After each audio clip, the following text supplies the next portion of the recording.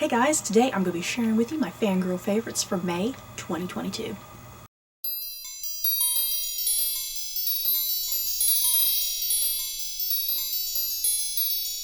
So before I head into this particular video where I tend to talk about like movies and television, just anything like that that I get up to in any given month, just a quick disclaimer, any of like these following TV shows or movies that I'm about to talk about, I don't plan on having any type of spoilers, so you can continue to watch freely. So yeah, May has come and gone. It's been a month. I've been trying to catch up on a lot of movies, you guys, because I am just so terribly far behind on movies. Yeah, before I do talk about some TV shows and movies that I've been watching this month, just a few other little random things. I purchased a food item this month that was really good. I don't tend to talk about food too terribly much on this channel, but yeah, I wanted to share these cookies that I got, you guys. Yes, cookies. So I am subscribed to the YouTuber Rosanna Pansino. If you don't know what her channel is, I mean, surely y'all know who Rosanna Pansino is. She's a pretty big YouTuber. She is primarily a cooking channel, if you will. I love her videos. She always makes things that look so tasty and delicious, and it's like I want to try some of that stuff. But she did a video where she was talking about this set of cookies that I'm about to show you guys. And the video that I was watching is actually a very old video. I'm very far behind on watching some of her videos. But yeah, in one of the videos I was watching, she had taken a trip to Hawaii. I think this was back in 2020, you guys. Seriously, that's how far behind I am with like watching some videos from certain people. Because yeah, this video that I was watching was way back in 2020. But yeah, she had made some sort of trip to Hawaii back in 2020, and she was showcasing these cookies, and I was like, ooh, I gotta try these cookies. They look good. So yeah, the cookies, I have this big giant box. This is the Honolulu Cookie Company, and these are cookies that come straight from Hawaii. They are made in Hawaii, and they're just little pineapple shaped cookies, and they come in a variety of different flavors. You have the cookie itself, and the cookie will either have some chocolate on it or some coconut or white chocolate, or right now they have like a matcha flavored cookie, or yeah, they have like more fruit-based cookies with like mango and pineapple and stuff like that. So yeah, I saw her hauling, if you will, some cookies from this particular company, and like I said, I was like, I have to get these cookies. They look delicious. And yeah, this was actually a fairly speedy delivery, considering how delivery has been recently, that it's pretty slow going getting packages. Plus, this was coming all the way from Hawaii. I can't believe I got it within just a few days. It's kind of bizarre how quickly this came. But yeah, the cookies. Let me show you the cookies. The cookies look just like this. I'm not sure how well that's shown up, but yeah, they're pineapple-shaped cookies, and like this one in particular is just like a basic cookie with chocolate chips in it. And then you have this one that has a fruit flavor in it. I'm not quite sure if this one's like the pineapple or mango. And then this is just a basic one with plain milk chocolate on it. And then a basic cookie with just some white chocolate. And yeah, like I said, there's a huge variety of cookies, and they all come in different types of flavors and whatnot. And when I ordered the cookies, there was a big, huge disclaimer, like in red, saying, hey, if you're ordering our cookies during the summer months, which I sort of am because it's pretty warm right now, it's if you're ordering our cookies in warm weather, we kind of don't really advise that because your cookies might show up melted. And believe it or not, considering there has been quite a bit of warm weather, the cookies arrived in pretty good shape. They weren't melty at all, because I was a little worried. I was like, oh, they're going to be melty and not too terribly good, but they actually arrived in pretty excellent condition, which I was kind of shocked about. But yeah, if you're looking to try something different, if you like cookies and whatnot, I definitely recommend checking out the Honolulu Cookie Company. They have various different size boxes and prices and whatnot.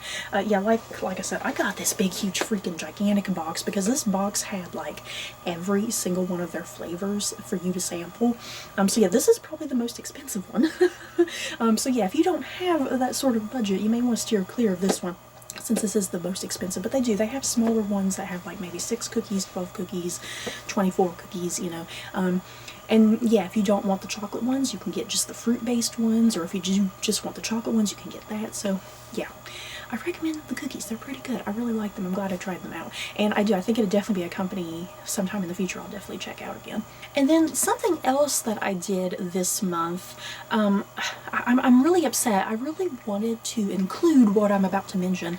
I really wanted to include it in this month's Fangirl Favorites, but the way I film these videos, what I ordered pretty much wasn't showing up in time, so I'm going to talk about this probably sometime in June, either in a separate video sometime in June or in my June Fangirl Favorites. I've not quite decided what I'm going to do.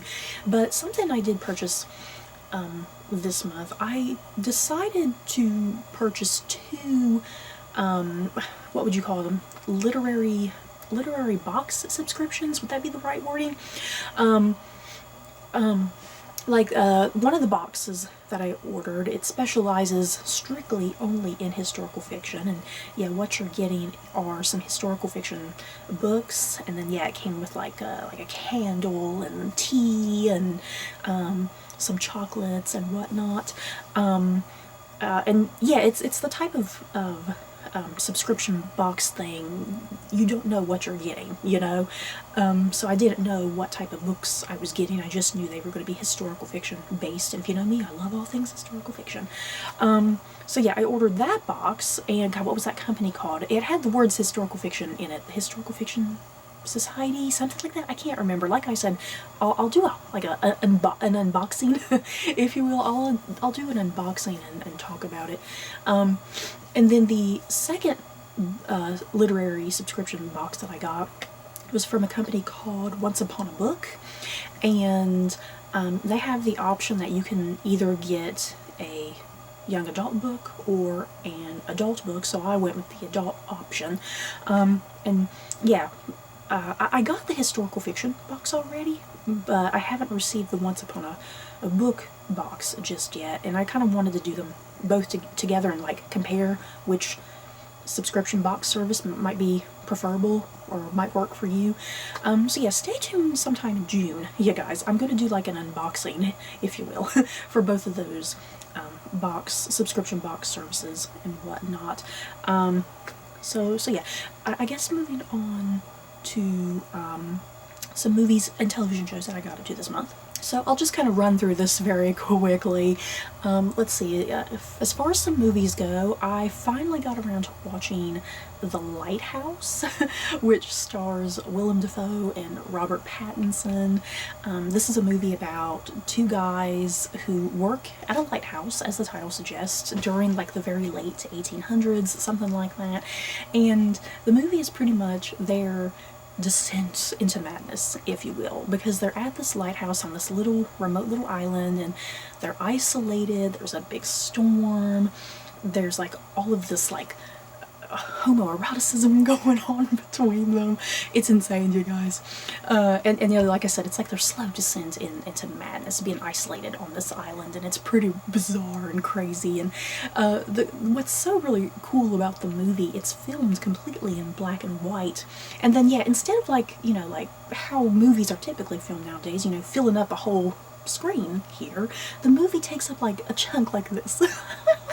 You know, I'm not sure what that would be called, what the framing would be called. I'm not sure. I think there's a technical film term for it, but I'm not quite sure what it is. But I really liked The Lighthouse, as bizarre as it was. I like that it was kind of a risky movie that took some chances. And you know, because Hollywood is just full of so many like superhero movies nowadays, or franchises, or things based off of books, you know.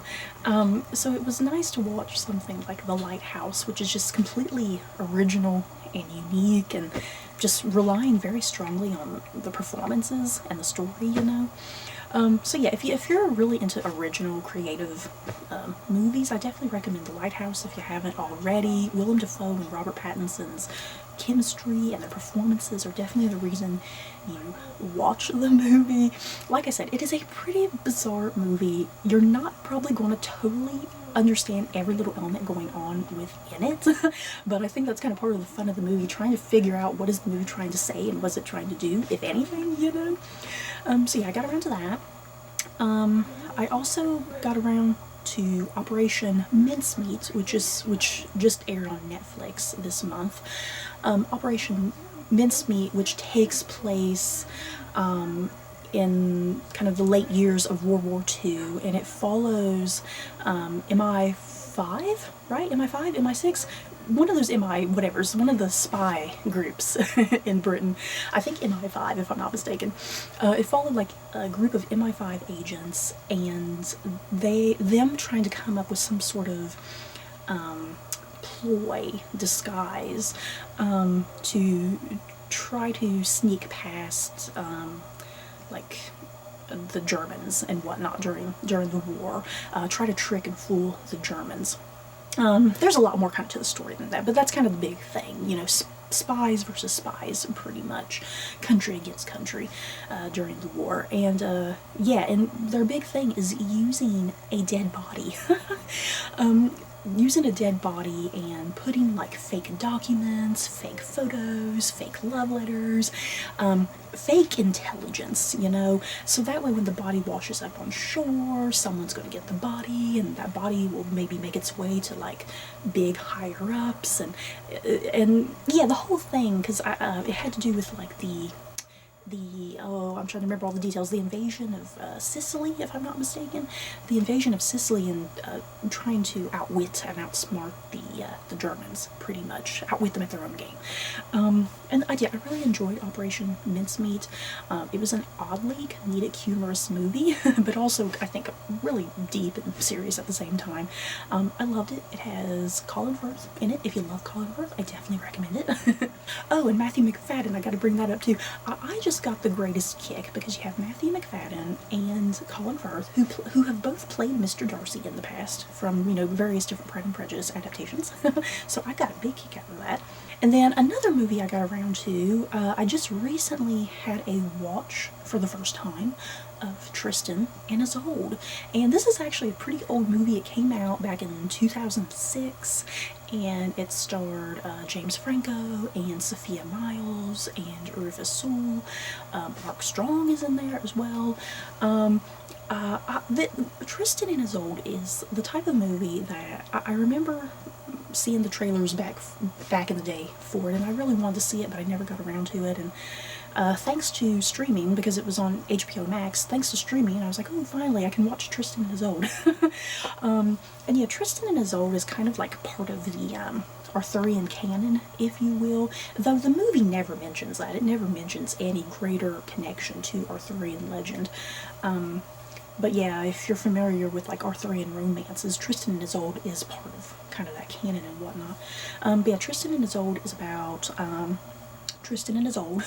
Tristan is from Britain, and Isolde is from Ireland, and there's like this rivalry between the British and the Irish during this time period, I guess, and of course, forbidden love, forbidden romance between Tristan and Isolde, and you have Rufus Sewell's character in there playing a guy named King Mark, who is like kind of, I guess, king of the Britons at this time period.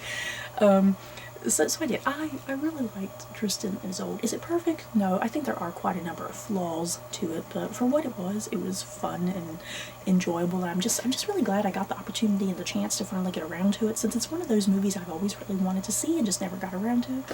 So yeah, if you have an HBO Max account, I definitely recommend Tristan and Isolde. And then yeah, just a quick rundown of some TV shows, because yeah, a lot of the TV shows that I'm watching right now, a lot of them are not even finished or wrapped up at the time of me filming this video. But yeah, I've been watching The Staircase over on HBO Max. That has Colin Firth and Toni Collette and Sophie Turner's in there as well. And yeah, this is about the murder trial. Michael Peterson, who lived in North Carolina at the time, and he supposedly pushed his wife down the stairs and murdered her and whatnot. It was a big, huge freaking trial here in the United States. yeah, The Staircase has been pretty good. I've been loving it. I've also been watching, oh, The Time Traveler's Wife just started.